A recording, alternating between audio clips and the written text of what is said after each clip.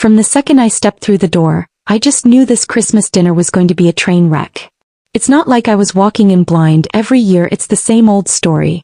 But this time I promised myself I'd keep it together no matter what got thrown my way. Let me give you a little background. My name's Katie and I'm the youngest out of 4 kids.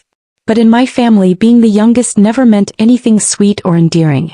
If anything, it's just been an excuse for everyone to talk down to me. I've gotten used to it over the years. I'm 28 now, but to them I'll always be the baby. I don't have a husband or kids like my older siblings, but I've built a career I'm proud of, I've got a tight-knit group of friends, and I value my independence, something my family just can't seem to wrap their heads around. For them, life's all about settling down and having kids. Nothing else seems to count. Christmas dinner is a big event for us. It's one of those rare times when everyone comes together at my parents' place, a huge old Victorian house that's been in the family forever. It looks great in photos, but it's a nightmare to keep clean. Honestly, I've never liked that house. It's cold and unwelcoming, just like my parents can be. Still, it's tradition, so I show up every year, even though I'd rather be anywhere else. I go because, well, that's what you do for family. I arrived a little after everyone else. My oldest brother, Ben, was already there with his wife and their 3 kids, making a big show of setting the table like they owned the place. Then there was my sister Lauren with her husband and their baby, always looking perfect, always acting like they've got it all figured out. My parents were in the kitchen, bustling around, pretending they had everything under control, but still managing to make us all feel like little kids. Like always, I tried to slip in quietly, hoping to dodge the drama I knew was coming. When my mom spotted me, she flashed that fake smile she saves for special occasions, the kind that makes you feel tolerated, not truly welcome. "Katie, sweetie," she said, giving me a hug that felt more like a formality than anything real. "So glad you could make it. Go ahead and find a seat." I barely had a chance to answer before my dad's voice boomed from the other room, using that tone he reserves for reminding everyone he's still in charge. "Dinner's almost ready. Ben, Lauren, get the kids settled, will you?" I just stood there for a second, not sure where to go or what to say. I wanted to speak up, but it was Christmas. I didn't want to start anything. Not yet, anyway. That's when my mom, in her usual way of turning everything into a lesson, chimed in again. "Katie, why don't you sit at the kids' table? We saved you a special spot with the cousins." I just froze. I couldn't believe what I was hearing. My mom, with that syrupy sweet voice, had just told me to sit at the kids' table, the one they set up every year with a bunch of mismatched chairs, paper plates, and decorations that looked like an afterthought. I glanced over at the dining room. The adults' table was set up beautifully with fancy dishes, wine glasses, and candles that made everything look so grown-up and elegant. My dad sat at the head, looking as pleased as ever, surrounded by my married siblings. There wasn't a spot for me. I looked back at my mom, trying to keep my anger in check. That old sting was back, the one I always felt when they tried to remind me I wasn't enough. It wasn't the first time they'd made me feel small, but this time was different. This wasn't just a snide comment or a look. This was intentional. They knew exactly what they were doing. I forced a smile, but it didn't reach my eyes. "Sure, Mom." "Thanks," I said, doing my best to keep my voice steady. She smiled back, but there was something in her eyes that told me she didn't really care how I felt. This was all about keeping up appearances, making sure everything looked perfect. I doubt she even realized how much it hurt to be brushed aside like that. Without another word, I walked over to the kids' table, my stomach churning with every step. I didn't expect anything different, but for a split second I'd hoped maybe, just maybe, they'd treat me like an adult. I sat down in one of those little plastic chairs, surrounded by toddlers who were way more interested in their mashed potatoes than the awkward silence hanging over me. My cousins were off in their own world, not paying me any attention. I stared down at the plates in front of me, which looked about as appetizing as they were sloppy. I'm pretty sure I saw one of the toddlers drop a piece of broccoli under the table, and I had to fight the urge to scream. That's when it really hit me. This wasn't about the table or tradition or even the holiday. This was about them seeing me as less than. They weren't even trying to hide it anymore. And right then something inside me just snapped. I stood up quietly, feeling the weight of my decision settle on my shoulders. I didn't need to say a word. I didn't have to yell or make a scene. I just grabbed my coat, threw it over my shoulder, and headed straight for the door. As I opened it, my mom called out, her voice suddenly confused and a little annoyed. "Katie, where are you going?" I didn't turn around. "I'm leaving," I said, my voice flat and cold. Enjoy your dinner. The door slammed behind me. The cold air hit me like a slap, but I didn't care. My car was parked just down the street and I walked away, the sound of my parents calling after me fading into the night. I drove for what felt like forever, not really heading anywhere, just letting the miles roll by until I finally pulled into a quiet little diner. I found myself sitting alone in a booth, hands still trembling from the rush of it all, and ordered something hot to try and steady my nerves. I honestly couldn't remember the last time I'd felt this strange mix of anger and relief at the same time. That's when my phone started lighting up, calls, texts, the whole 9 yards. I glanced at the screen and sure enough it was my family, Ben, Lauren, even my dad, all trying to get through. But the one that really caught my eye was from my mom. Where are you? We need to talk. This isn't funny, Katie. I couldn't help but let a little smirk slip out, one that had been building up all night. There was no way I was going to answer, not yet anyway. For once I was the one in control and they had no clue what was coming next. I set my phone down and took a slow sip of my coffee, watching the steam curl up and disappear. What was I going to do now? That was the big question. And honestly, I knew whatever I decided they weren't going to like it. I sat there in that booth for what felt like ages, my phone buzzing every few minutes with new messages. The longer I ignored them, the more desperate they sounded, each one trying to pull me back into their little circus. Ben was the first to text, Katie, this isn't funny.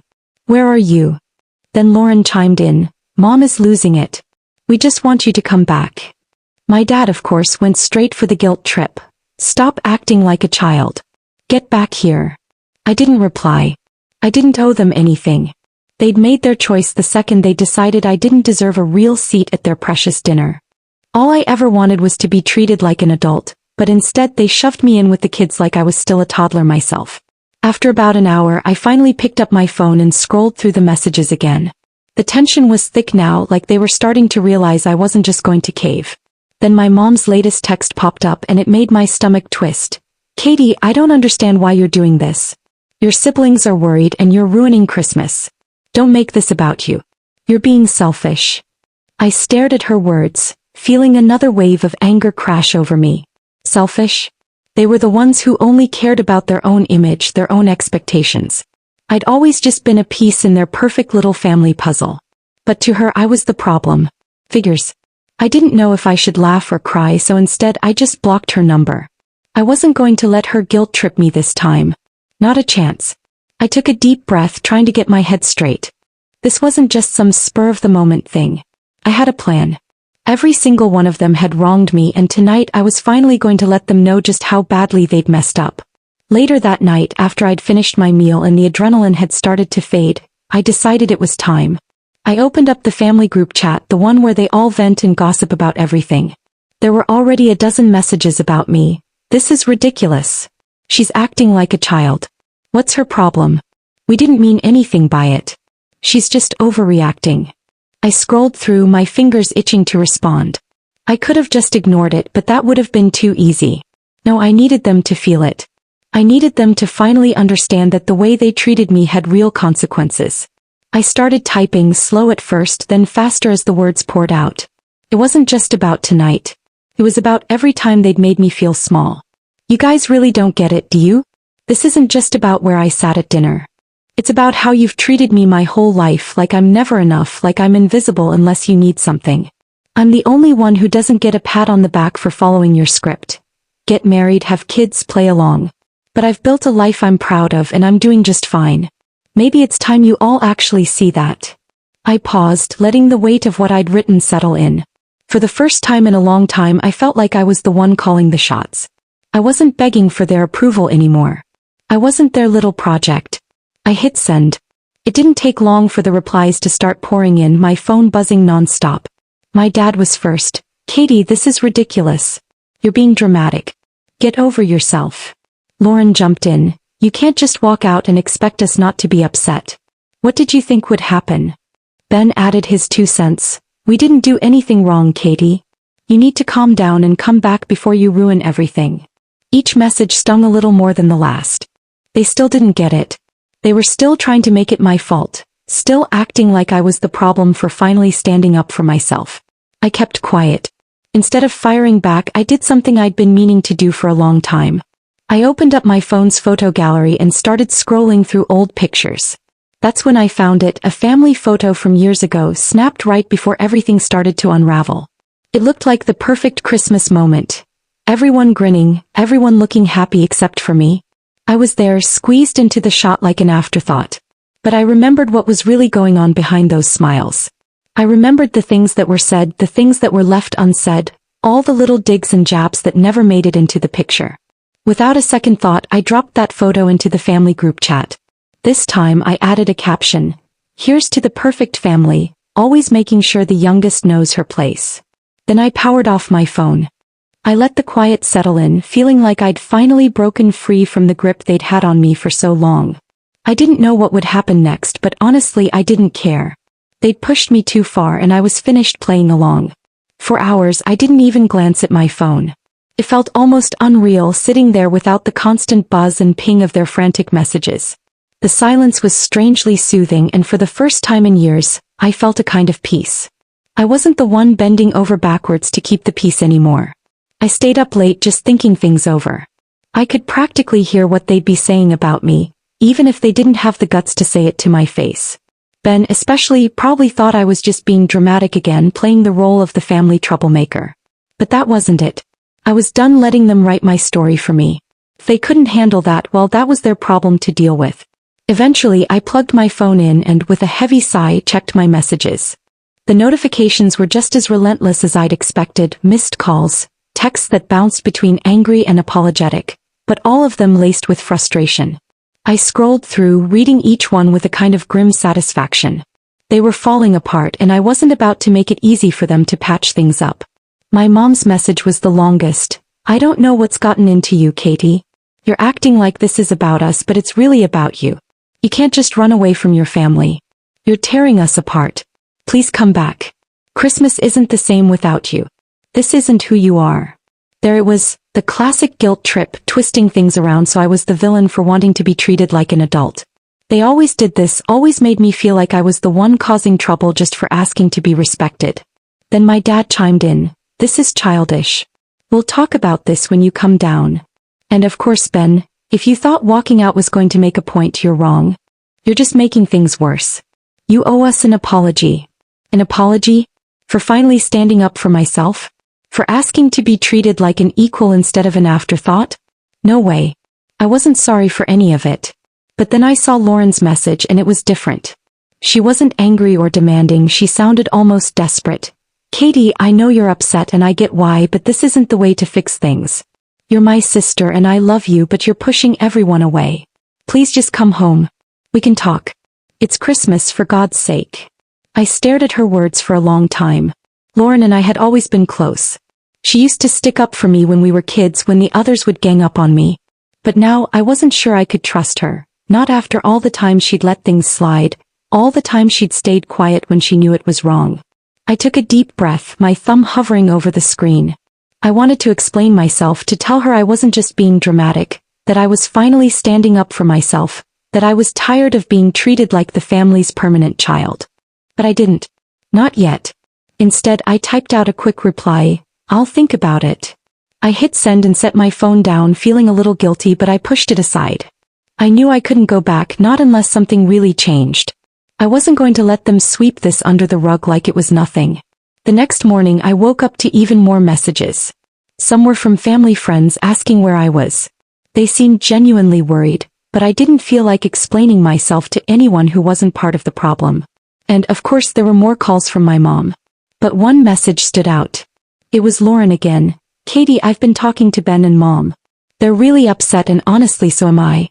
We're a family. You can't just cut us off like this. If you don't come home soon, it's only going to get worse. Please don't make this harder than it has to be. More pressure, more guilt, and still no real understanding of what I was going through. They weren't listening. They never did. I knew exactly what they were up to, trying to guilt me into coming back, trying to make me feel like I was the one causing all the problems, when the real issue was their refusal to see me as anything but the youngest kid. I picked up my phone, opened the group chat, and just stared at the screen. My fingers hovered over the keyboard as I tried to figure out what to say. I wanted to stand my ground, to make them see why I was done with the way they treated me. But the truth was, I wasn't ready to go back, Not until I knew for sure they'd changed. Not until I knew they saw me for who I really was. Then my phone buzzed again. This time it was my dad. Katie, we need to talk. You can't just keep running away. You're going to regret this. It hit me hard, same old words, same old guilt trip. I could feel the pressure building like the walls were closing in. But I didn't answer. Not yet. The day dragged on, and with every hour the pressure from their texts and calls just kept mounting. But no matter how many times my phone buzzed, I kept my distance. I'd made my choice, and I wasn't about to let them bully me back into the role they'd always forced me to play. As the evening crept in, I found myself sitting alone, just staring at the empty chair across from me, the spot I would have taken if I'd gone back home. There was a part of me, that old familiar part, that wanted to give in and smooth things over. It was Christmas after all. Wasn't this supposed to be a time for family, for coming together? But I couldn't shake the feeling that if I went back now, it'd be like admitting I wasn't worth standing up for. Like all those years of being pushed aside were just fine, and maybe I really was just being dramatic like they always said. I thought about that photo I'd posted in the group chat, the one where I was forced into a smile, shoved off to the side like I barely mattered. That picture said everything I needed to say. I wasn't just upset about tonight. I was angry about every single year they'd treated me like this, every birthday, every holiday, every family get-together where I was left in the background, never really heard. They figured I'd just keep taking it like I always had. But not this time. Then my phone rang again. This time it was my mom. I hesitated, finger hovering over the decline button, but something inside me said to answer. Maybe I was finally ready to hear her out, or maybe I just wanted to see how far they'd go to try and guilt me back. I took a deep breath and answered. Katie. My mom's voice came through, tired and worn out. We need to talk. This has gone on long enough. I didn't say anything. I just let her words hang there. She waited, then kept going. Look, we're family.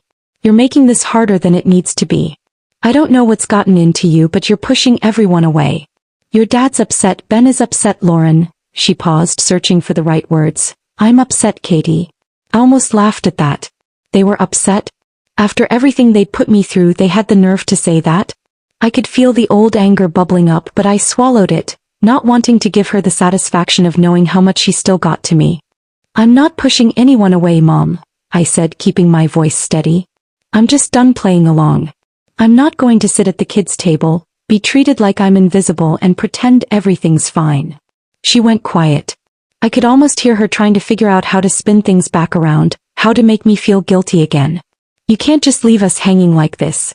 Your dad's trying to make Christmas special. The whole family's here. It's not just about you, Katie, she finally said, her voice almost pleading.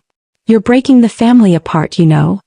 I've spent my whole life trying to make things work, trying to fit into the mold you all made for me. But nobody ever really saw me, did they? I shot back. You didn't want me to grow up, Mom. You wanted me to stay the little kid forever. And tonight was the last straw. She was silent again, and I could tell my words were finally sinking in. For the first time, she was actually hearing me. It wasn't just about a seat at the table. It was about how I'd been treated my entire life. I'm sorry, Katie, she said at last, her voice soft and unsure. I didn't know you felt that way. Yeah, well, it took me a long time to figure it out myself, I replied, my tone softening just a bit. But I'm done pretending. There was a long pause, and I could feel the tension even through the phone. For the first time in forever, I felt like I was finally being heard, like I had some control over my own story. And it felt good.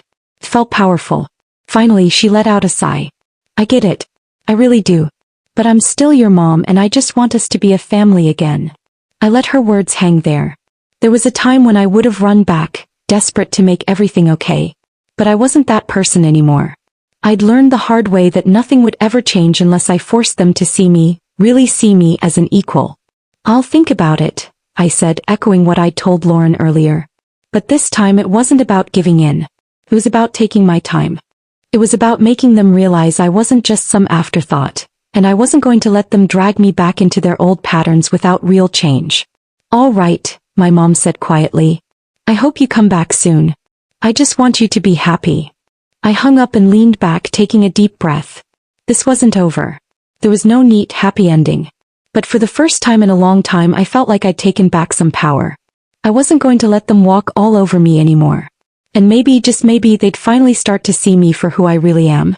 I set my phone down and looked out the window, watching the snow drift down in the darkness. I didn't know what was coming next, but for the first time in years I felt free. And as for Christmas? It wasn't ruined. Not for me. Because for once I was finally looking out for myself. The rest could wait.